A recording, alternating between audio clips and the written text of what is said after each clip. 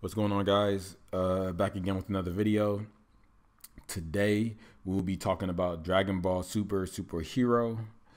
I've recently seen the movie and I'm just gonna give you my thoughts on it. So yeah, here we go. So I'm gonna start with the good. The pacing and length was pretty good, right? It didn't feel like it wasn't too long. I think it was about like an hour and a half or something like that. So it wasn't like too long, but then, and then also it flowed pretty well. Like I never felt like, oh my God, when is this gonna end? Like I was always sort of engaged. And so there, as far as the introduction, to bringing the villains, to organizing the heroes together, and then the infiltration, like it just all felt seamless, and I just didn't feel like, oh my God, just make it end, because I get like that in movies a lot, especially like when guys like us, we're used to watching anime, so it's like what 30-minute episodes, like it's like you binge watch an episode and it's kind of a conclusion, but yeah, no, so they did a pretty good job with this. Then another positive in the movie is the action. I mean that like that as far as the animations overall, like generally they were like CGI. I'll get into that later. Wasn't a big fan of that. But when they would have like their real serious fight scenes and all the energy blasts are going, it's like they got rid of the CGI and then they finally got back to drawn art. And it really looked like, especially with the beams, it looked like a Fate Stay Night Heaven's Feel. Like it really looked phenomenal. Some of the beams, like just honestly, it probably like they probably took from that. It wouldn't surprise me because I mean, obviously, like Fate Stay Night is like at least in my experience in watching anime, they are the premieres. Like that is the gold standard of action and how you do energy blast and all that. But yeah, so it kind of looked like that with dark insides, with the energy beams having a dark inner circle with a really bright outer one. So it just kind of gave it that look. And yeah, it was just cool to watch. It was actually nice, and the combat was pretty good. They did a good job with that. Another good thing is the comedy. They definitely put in some good, funny lines. It was good, a bunch of good one-liners there. So yeah, it was generally pretty entertaining to see that. Yeah, it kept you engaged. And then there's Pen. Pen was dope. Like when I first seen her in there, I wasn't really sure how I was gonna feel about her. But she was really entertaining. I mean, I knew she was there to be cute, but I was surprised at how cute I found her. So yeah, no, like it was nice to see Pen, and cute little kid. Always gotta have that. So next, we are going to get into what was bad about the movie. I touched on this earlier, and obviously, I would have to say animations.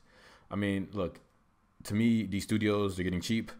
Like I get it. I'm assuming that CGI is cheaper, which is why they're doing it, because it's definitely not better, right? Like it doesn't have the same character. It just looks too clean, and yeah, it just doesn't show the same like the emotion. You just don't get all that out of it. So that's definitely frustrating, and it's frustrating to see animes go that route more continually. So hopefully they stop doing it, but we'll see. We'll see what happens. But yeah, I wasn't too good on that. Oh, and then in their short-term fights that weren't major, they kind of had it in CGI. It didn't look too cool. It just kind of looked like punch, punch, punch, punch. So that wasn't that interesting. But yeah, other than that, yeah, animations, it wasn't good. So then another like a bad thing, which is honestly like this has been bad in Super forever, like outside of the Zamasu arc, is the story. Like it wasn't interesting. It wasn't intriguing. It didn't make you think. It didn't like captivate you in any which way. Like it just was nothing there. Like it had no soul. And now you might say, well, it's a movie, so who cares about the story? I don't know if I agree with that, because I remember in the first Bardock movie, like from Dragon Ball Z, it's like, okay, like they at least had an interesting, story there, Like actually no, actually not an interesting story. It was a really good story. I mean, although that story was already told, so I guess it's a prequel. So let me use a different one that might be a little bit more favorable to what I'm trying to say. The first Broly movie. Yep, in 2000, I don't know what year, but the first Broly movie that was in Dragon Ball Z. See, like that one, it's like, oh, this is cool. You know, you got Planet Vegeta, a Saiyan, a long lost Saiyan, you know, and, you know, they're going to get together and they got to do this fight. And Vegeta is a prince. And, you know, like it was intriguing.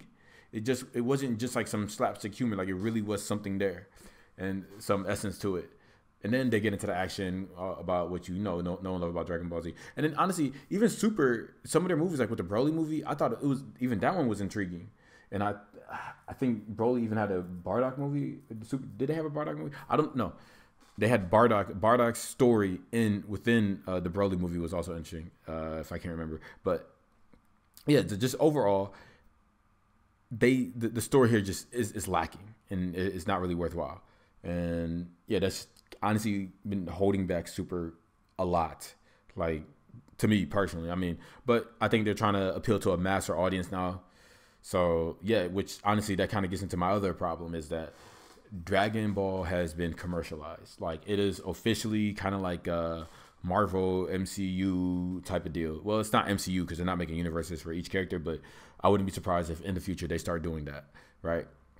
So yeah, it doesn't like it lost like when Dragon Ball when it was Dragon Ball Z, like it was kind of more of a hardcore fan base and they catered to that, you know, like they catered to those fans. Whereas now I feel like they're trying to cater to a larger audience, so they're making it like the themes are a bit less serious. Not that like Dragon Ball Z had serious themes, but like you could see like maybe during the Saiyan and Frieza saga, just the depth of the story over there. Even in the Saiyan saga, you know, like just even with Trunks, like they at least tried. Like not that like Dragon Ball had like deep stories, but back then they tried to link something together that was just interesting. And honestly, I felt like they were successful. Was it, you know, super dark or whatever or edgy? No, but like it was intriguing and it was interesting. So yeah, the commercialization of Dragon Ball Z of Dragon Ball is kind of disappointing.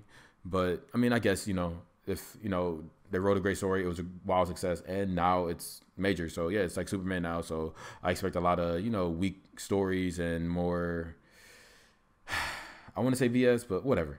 You know, just nothing that I'm going to care too much for. I guess essentially I'm probably falling away from the series. I might watch it here and there if a friend invites me, but I don't think I'll ever be in love with Dragon Ball like I was when I was a kid. I guess you could say it's kind of like the same thing with Star Wars, where ever since Star Wars has been bought by Disney, it just hasn't been the same. It's lost its essence. And yeah, because I would keep watching something even if the movies are bad, but I need, like, the thing that keeps me there is that there's a spirit, a messaging always trying to be conveyed. The characters are taken care of. Although that's not an issue with Dragon Ball, I do think the characters are treated properly, obviously, because Akira Toriyama is still involved. But yeah. So then that leads us to the next issue that I had with it, and it's with the movie, and it's really, I don't know, like, I guess this kind of ties back to the commercialization, but honestly, this is the same old slapstick Dragon Ball Super type of deal, right? Okay, here we're gonna, you know, bring up some villain that just for whatever reason is just way stronger than the Z fighters, and then you know, they gotta go back, no more training, right? They just go in and they just cheaply get powers, like especially like with Piccolo, like, hey Shenron, you know, could you unlock my potential? And then on top of that, he gives him a little extra, you know, like I'm like, really, like what, like I mean, it's fine for the movie, but it's like this stuff is getting old. Like instead, like it's like, ever since Dragon Ball Super, it's like they just thrown away training, and they just kind of just jumped it to just like everybody gets powers. You want a power? Look, it wouldn't surprise me if eventually Krillin gets some type of power, like superhuman spirit, you know, like, and then they call it Piccolo Orange, and then like Gohan, like, you know, don't get me wrong, the Gohan transformation was cool. I mean, it really was just kind of like Super Saiyan 2 with red hair, with, you know, taking some of the vibes from like Super Saiyan 4 out of GT. But yeah, no, it was a cool transformation, but it's just like, you know, it's just so boring now. It's like, because these transformations used to hold so much weight, and they used to be so cool because they didn't water. I mean, they did kind of water it down, but it wasn't like this. Like there was always some type of effort that had to be put in to reach the next level, or it was already understood that this person had innate talent, and then they had a little bit of specialty to them, and they'd get that power. And and maybe you're gonna argue, well, oh, Gohan has that talent, but the way where I disagree is Gohan's unlocked his secret potential like 100 times. Like, dude, this is just a run. Like, it's a trope now. It's like a running joke. Oh, Gohan's out training. Oh, unlock his potential. Gohan's out training. Oh, unlock his potential. Like, it's tired, man. It's getting old. It's like you got the Super Saiyan Rosés, Gogeta Blue, this, that, and the third. It's like, ugh. It's so boring. It just holds no meaning. But whatever. So now I'm gonna get into some characters that I'd like to talk about. So, let's talk about the villains. Yeah, the two bunny looking guys. I don't know, like the hero villains or whatever. They were cool. Like I mean, I didn't dislike them, but I didn't particularly like them. It's like whatever. I could do without them. I'm sure they're gonna bring them into the story in the future. Maybe they're gonna do some goofy stuff. Be around Capsule Corp and doing whatever. But yeah, yeah. I mean, that one guy had a really cool scene when he went full blast and just charged in, and I guess died, passed away. But yeah, whatever. It was cool. Then you got like Piccolo. I mean, I guess Piccolo got a lot more shine on this one. And I guess I see comments, people are happy about that. But I'm really big on hierarchies, and at this point, like, look, it should be understood. The Saiyans are the fighters. Everybody else is support. So I don't know. Like, he's got some power ups, but I don't know. I think it's a waste of time. But yeah. They kind of did his situation. He's like a good guy. Less irritable. It's your usual Piccolo. You get your vibes or whatever. A little awkward, but means well. Then you got Gohan. Same old. They make him super nerd, untrained, can't even sense Piccolo's ki. Like, look, I'm sorry, man.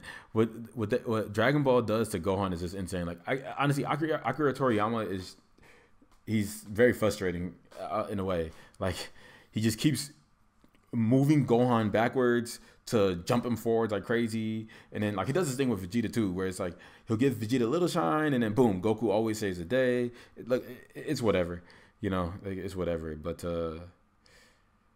yeah, but they got the shine. They were the main characters in this one. Goku and Vegeta weren't there to save the day or take up the show. So yeah, that was cool. So in conclusion, I would have to say that the movie was entertaining. It just wasn't interesting, but it was entertaining. It's a good thing, something good to take the family to. And yeah, like, I mean, I'd recommend, like, if it's not someone who really cares about a depth of a story or whatever, and you just want to, go somewhere, kick back, have a good time, yeah, I'd recommend this movie, Yeah, that's it. And I'll catch y'all later. Peace.